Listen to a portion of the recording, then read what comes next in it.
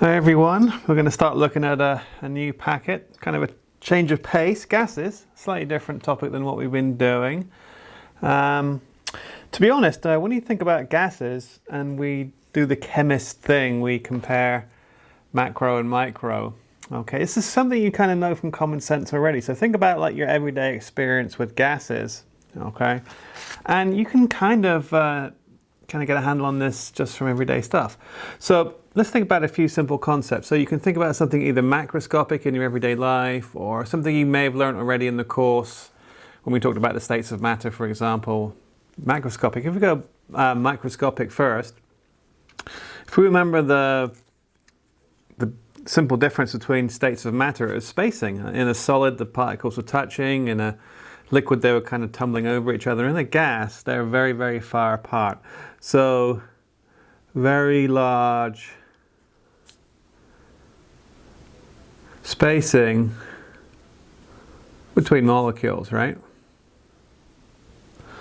So what does that mean? Well, the closer you are as an atom or a molecule, the stronger you can stick to your partner. So that's why solids are rigid, if we remember, because the particles are the closest they're ever going to be. So there is essentially no attraction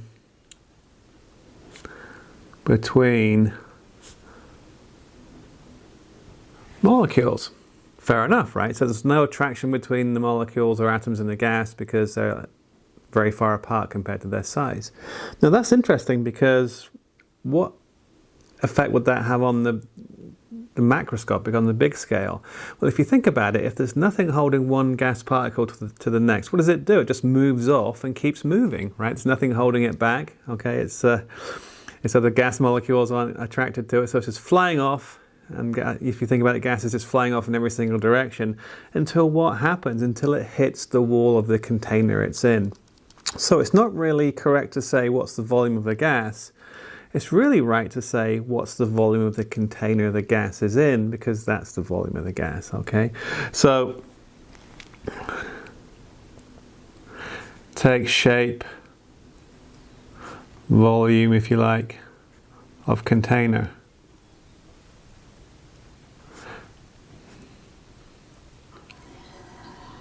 So it doesn't matter what container you release the gas in, okay, it'll fill the whole space. Its pressure will go down, which we'll talk about later, but the gas will fill the whole space. So the volume of the gas is essentially the volume of the container it's in. Okay, now when we think about gas, just to catch up, it's kind of something we know already, but gases are things that have already boiled, right? So they've already gone from solid to liquid, liquid to gas. So things like nitrogen, N2, oxygen, O2, hydrogen, helium, things have boiled down there at like, minus 196 degrees C or something. So remember, we are sitting here in a room of boiling gas. It doesn't feel hot, but it's boiling because it's a gas, right? It's already gone from liquid to gas, which is boiling. All right, now, other things you know about gases, and you can look over here. Here's a picture of a car tire. Okay, if you've ever been required to get out of your car and check the tire pressure, you know that gases exert a pressure, right? So gases exert a pressure, and if you look at the units on the pressure gauge, pressure is in pounds, which is weight, which is force, per square inch, which is area. So we're used to pounds per square inch. Weight is really force, right? Pounds, force, per area, square inch, right? So my car tire is like 32 psi, right? Pounds per square inch. That's obviously not an SI unit, okay? So the SI unit is a force. If you remember, that's newtons, right? And then area was meter squared. So pressure is actually in newtons per meter squared. And we shorten that, just like we have, newtons is not kilogram meter per second squared. We actually call that a Pascal, right? Okay, so a Pascal is the SI unit of pressure. Now, what we tend to do when we talk about pressure is we compare. We compare to what's called an atmosphere. An atmosphere is interesting, right? That's the force over area, or the weight of the air above us, right? So there's about 63 miles, if I draw a little tiny picture over here, right? There's about 63 miles of air above us, right? And a square meter of air weighs about 10 10,000 kilograms. It's a crazy number, right? So the air above us actually weighs a lot, right? And that's pressing down on us all the time, 24/7, 365, right? Okay, and a big question I get is, well, why don't we feel this massive 10,000 kilograms or 22,000 pounds of weight on top of us? And you know, I'll do kind of a chintzy diagram here. So if I have a force going this way and a force going this way and I push, they exactly cancel, right? So I'm pushing with equal strength both of my fingers, right? Okay. Turns out that you're internally pressurized to that same force or pressure as well. Okay, so we call that force 1 atmosphere. Okay, it's the weight of 63 miles of air, right? Okay, now that actually weighs the same as 10 meters of water. So if you had a bunch of water as high as your house, maybe, that's the weight. Okay, just that water is a lot denser, it's heavier for its size, so you need a less high column for the same effect. Okay, so 63 miles of air equals 1 ATM. If I use denser things, 10 meters of water. Right? Okay, now what's all this here then? Okay, we don't really talk about atmospheres. Well, we use it in questions from now and again, but we usually talk about millimeters of mercury. And you're saying to yourself, well, millimeters of mercury is all wrong for a pressure unit. Length is not pressure. Well, you're right, because we're comparing it against the atmosphere. Remember, 1 atmosphere is the same pressure as 63 miles of air weighing on top of you, and the same pressure as 10 meters of water sitting on top of you, right?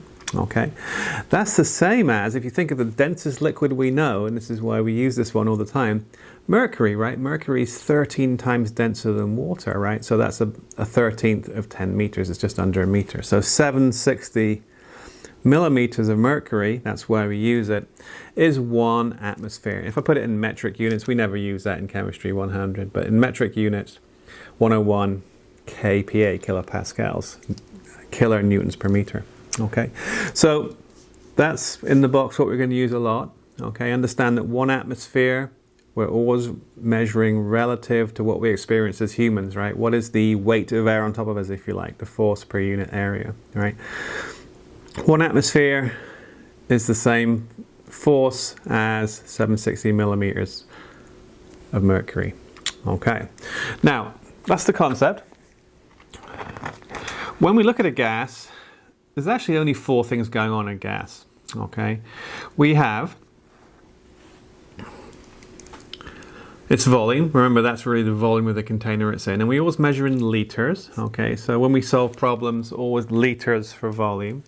Pressure, most often in atmospheres, but we can do millimeters of mercury backwards and forwards to atmospheres because we know 1 atmosphere is 760 millimeters. Okay, so that's just a simple conversion. Okay, temperature has to be in Kelvin. Remember, Kelvin starts at true 0, right? So something that's not moving has a molecule that's not moving has 0 Kelvin as a temperature. So we've got to start with the true measure of speed, Kelvin, right? So all temperatures have to be in Kelvin, all right? And then you know how many moles of gas, symbol for moles is N. All right, so if we want to solve some problems with gases, it's all about understanding the relationships between these things. Okay, so what we're going to do, look at a few gas laws from back in the day. So you know these kind of common sense things, right? If you, for example, if you have a balloon and you heat it up, the gas expands and the volume gets bigger. Okay, that's an example of Charles's law, which we'll talk about. Okay, so we're going to look at pairs of variables, keeping the other 2 fixed. All right. Okay, this will allow us to kind of come up with a very important equation called the ideal gas law. All right, so let's look at pairs of these things and see how they work. So these are kind of proportional laws, right? Okay. Let's do the one you know. Nice and easy to start, right? So you already know one law, and this is kind of why we did it kind of earlier in the last packet. It's Avogadro's law. It's the relationship between moles and volume. And I can skip down here. Why do we say at standard temperature and pressure 1 mole is 22.4 liters? Well, we fix the pressure and the temperature. Remember, we can only change 2 things at once. So at this condition of temperature and pressure, 1 mole equals 22.4 litres. 2 moles equals 44.8. So we see this proportional, right? As one gets bigger, the other gets bigger. That's a proportional sign, right? So that is Avogadro's law. Very simple. We've done it before. Nice, easy one to start. Volume of a gas is proportional to moles. 1 mole is 22.4 at standard temperature and pressure. 2 moles, 44.8. Half a mole, 11.2. You get the idea. And remember, that works. And this is a terrible picture, which I really don't like, but it's the one in the book. If I add up all the gaps between the particles, it doesn't matter how big the particle is, because the gap is much bigger than the particles in the gas. The gaps always add up to the same number because the particles themselves are so tiny, tiny, tiny compared to the gaps. Obviously, the reason I don't like this picture is because it doesn't show that very well. It shows it way out of size proportion. These molecules are way, and these atoms are way too big, but we can't see them if we drew them properly. That's just trying to show you a concept. Okay. So, nice easy one to start. I'd recommend, just pausing and trying this one, right? So try the first one, okay? It's that simple question we did before. What volume does 3.5 moles of hydrogen gas occupy at standard temperature and pressure? So remember, 1 mole at standard temperature and pressure is 22.4 litres. So that's just a converter, right? Do the conversion. 3.5 moles H2 times, hey, moles are on the bottom, 1 mole H2, 22.4 litres. 3 moles times 22.4 litres per mole, 78 litres. Okay. All right, fair enough.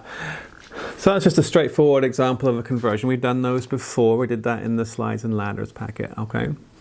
Now what I want you to do, talking of the slides and ladders packet, it's basically the same question we did back in the packet.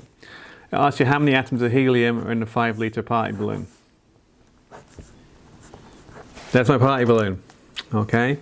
How many atoms in 5 litres? So I'm going to go from litres. We use the Avogadro number twice, right? We'll go to litres to moles, and then moles to number of atoms. Remember, helium is just an atomic gas, right?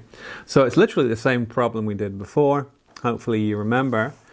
You can use your spider route planner if you like, right? So 5.0 litres, and we can put this stuff, helium, times litres to moles. Well, litres on the bottom, 22.4 litres is 1 mole.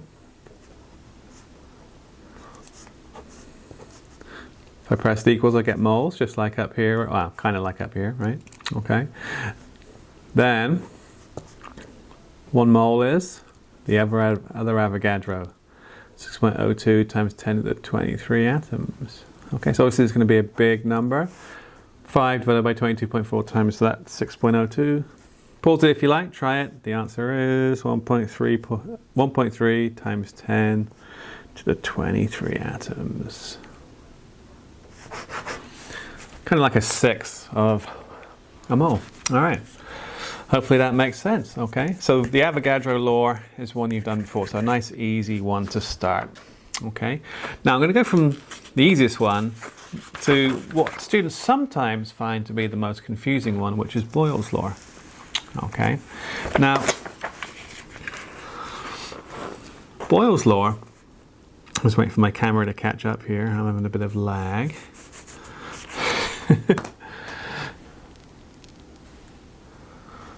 Oh, there we go. Okay, so Boyle's law is what we call an inverse proportionality. As one gets larger, one gets bigger. And I have to excuse my rather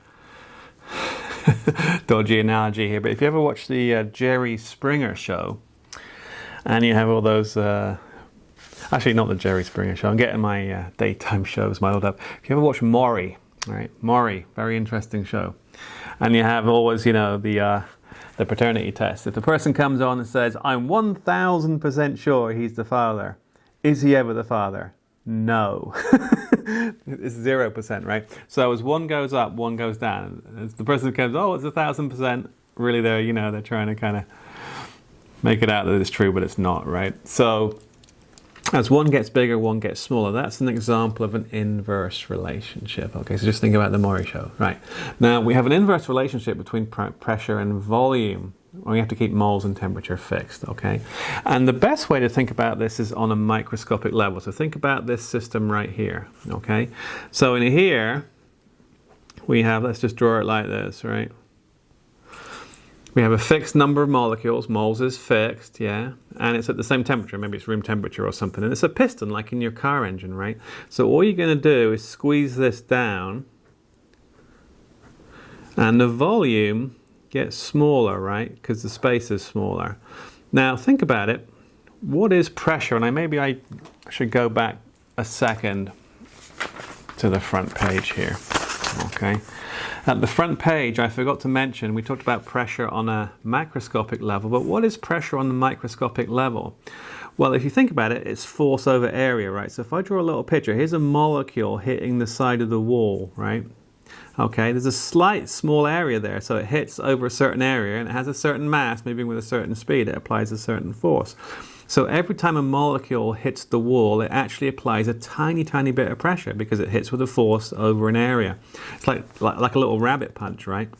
So if I have many, many more little rabbit punches per second, more molecular collisions per second, that's what gives me pressure. So on the microscopic level, pressure is proportional to number of collisions per second.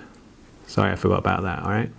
So on a microscopic level, pressure is the number of hits from the molecules per second against the wall, right? Each of those exerts a tiny little pressure. You add them all up, you get the big pressure. Okay, now that's important because when we get back to this example, when I make the container smaller, right, the volume goes down.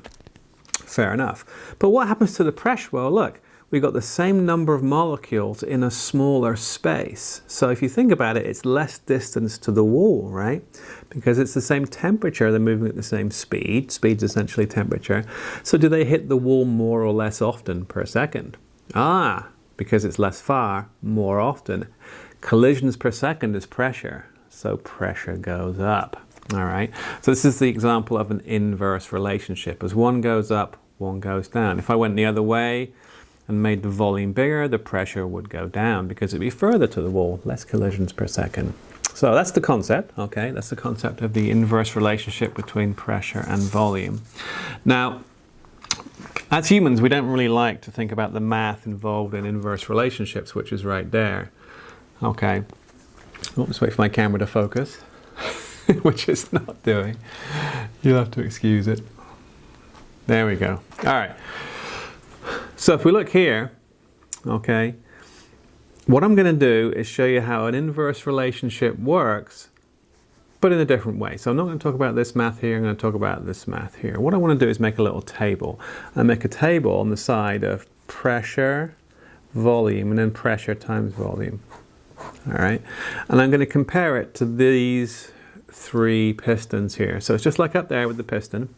Here we've got a weight of 1, so that's a force of 1 over this area. So we'll just call that a pressure of 1. So one weight is a pressure of 1, right? And we'll call this whole space here a volume of 1. So in the first example, nice and easy, volume's 1, pressure's 1. Pressure times volume is, you guessed it, 1. Fair enough, right? Now look what happens in the next one. I put 2 weights on there. Okay, so the pressure's 2. And how's that volume now compared to that original volume? Well, it's half, isn't it, right? Oh, they're going in opposite directions. As one gets bigger, one gets smaller. That's an inverse relationship, right? Hey, what's 2 times a half? It's 1. Same number as before. Finally, we put 4 weights on there. Half of a half. That's a quarter of the original. What's 4 times a quarter? 1. There we go, right? So pressure times volume is a constant. It's like they're going in opposite directions at equal speeds, right? So pressure times volume is a fixed number. Okay, and it made it 1 in this case, but it could be any number, right? But it's always the same number. All right, so that's the better way to think about pressure-volume relationships, all right? However, if you do understand this one goes up, one gets down thing, and you're happy with it, okay, you can use your kind of math intuition to solve a quick question, all right? So again, you know, at the end of this example, these different gas laws will show you one equation that works for everything, okay? But the bottom line is you can use this relationship between just these two to work out a problem. So think about this. If a sample of gas has a pressure of 2 atmospheres, right, and the volume the container is in is decreased by a factor of 10, right, so the volume goes down by a factor of 10, what do you think happens to the pressure? Well, it goes up by a factor of 10, so it's 2.0 atmospheres times 10 equals 20 atmospheres, okay?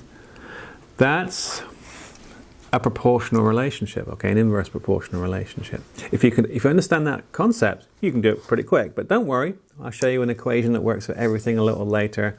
There's no need to kind of do the intuitive problem solving. All right, next gas law, and the final one, probably my favorite, okay, Charles's law. Okay, Charles's law is that one we're probably familiar with, okay? It's the relationship between temperature and volume, or, and this is important, this is in a flexible container, like a hot air balloon, right? It can expand, right? Like a rubber balloon, it can expand, right? But if I have a fixed container, I have the relationship between pressure and temperature. So temperature and volume for a flexible container, that's Charles's law there, and temperature and pressure for a fixed container. We'll talk about an aerosol can later, something that's really rigid and doesn't flex, right? Now you're familiar with this concept. If I take a balloon, okay, and I tie it off, party balloon, and I put it in the oven, well, what happens to it? The balloon expands, right? If I put it in the freezer, the balloon contracts. Why is that? Well, think about it. What are you doing when you increase the temperature? You're making the molecules move quicker. And then when they hit the sides of the container, they hit with more force, right? Okay, so they physically push the container back. Okay, so if we're in a flexible container, they push the container back. Okay, so the volume gets bigger. All right, and we say, hey, volume is proportional to temperature. Hey, if we cool it down, they move more slowly. They hit the side with less force. So, you know, it's lesser volume. All right.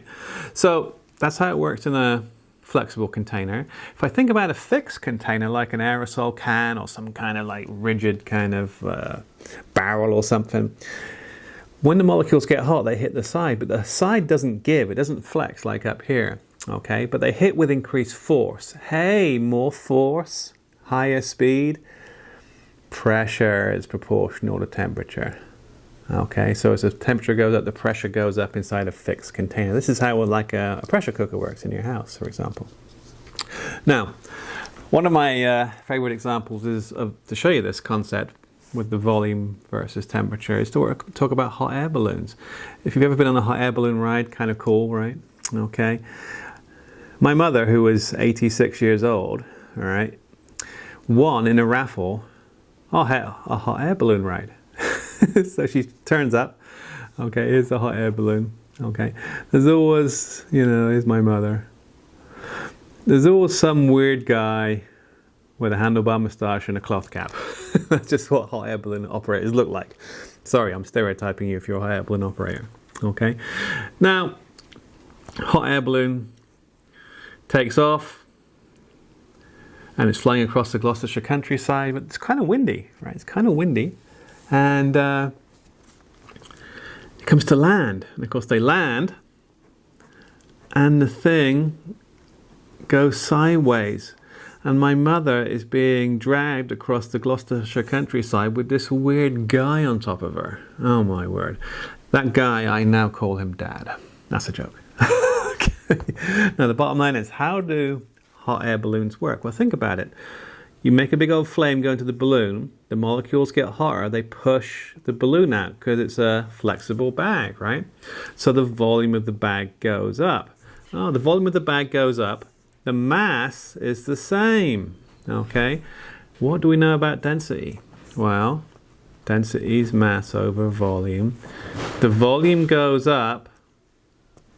It's like, you know, 1 over 10 versus 1 over 100. 1 over 100 is a smaller number, so density goes down, right? So density goes down. Now think about it. What do you know about density? Less dense things float on top of more dense things. So, as the density of the balloon altogether gets less than the surrounding air, it then floats on top of it. Okay, so we've altered the density of the balloon by heating up the air. That's all we've done. All right, now, remember, volume's proportional temperature, double the temperature, double the volume. So you have 15 seconds to answer this question, right? A sample of gas occupies 12 litres at 31. What does it occupy at 62? Ooh, interesting. Okay, try and figure that out. Okay. All right, now, if you said 24, you're wrong. Okay, you got to be super careful. Okay, so what I've done is played the obvious trick question on you, right? You looked at that and you said, hey, I went from 31 to 62. Oh, I doubled the temperature, so I doubled the volume. Well, the concept's right, but you didn't really double the temperature, all right? Because it's got to be in Kelvin. All right, so here's what you did. All right, you said, oh, I'm taking the volume and I'm multiplying it by 2, which you said was 62 over 31, right? But we're not multiplying it by 62 over 31. It's 273 plus 62. That's the actual temperature, right, in Kelvin. 273 plus 31. Okay, so you didn't have that before, right? If you didn't have that, yeah, you get 24, but that's not what it is, okay? So if you work that out, equals 13.2 litres, okay? So that's has to be in Kelvin, okay? It's a standard trick question. That's why I showed it to you. All right. Now, I'm about to run out of time here. I've got a couple of minutes left, but I think it's just about enough time to show you this, okay? So at the end of the day, we can get one equation that works for everything. It's called the ideal gas law, okay? So if we look at our equation, pressure times volume is a constant. That was Boyle's law. Volume's proportional to temperature, Charles's law. And then volume is proportional to moles, Avogadro's law. If I can combine all those, what do I get? PV equals N times a constant times T. All right, so that puts all three into one equation, and we call that the ideal gas law. And it works for everything. So if you ever get stuck, and we do a lot of practice with this, use the ideal gas law. But the $64,000 question is what? What's the constant? Well, it's called the ideal gas law constant, R, okay, or just the gas constant. All right, so R, this is the one we'll use the most, because it has all the units we use, litres, atmospheres, moles, and Kelvin. If we did something in Chemistry 102 with kind of metric pressures and temperatures and things, you know, we'd use this. But to be honest, scratch that out. We don't use it in Chemistry 100. Okay, so this is our ideal gas law, and that's R. Okay, when we get back after, well, when we look at this in the next video, we'll solve a problem. Okay, the great thing about the ideal gas law is you can use it for any condition of temperature, pressure, and volume. Okay, so we don't have to have standard temperature. We can have a different temperature. That's not 0 degrees C, is it? Which is standard temperature, all right? And that's not 1 atmosphere, which is standard conditions as well. So we can change things up because we can just use this equation, okay? So I'll stop there. We're going to use the ideal gas law to solve what I call a static gas problem. When we're given 4 out of the 5 things, it's just insert and evaluate. Okay, next time.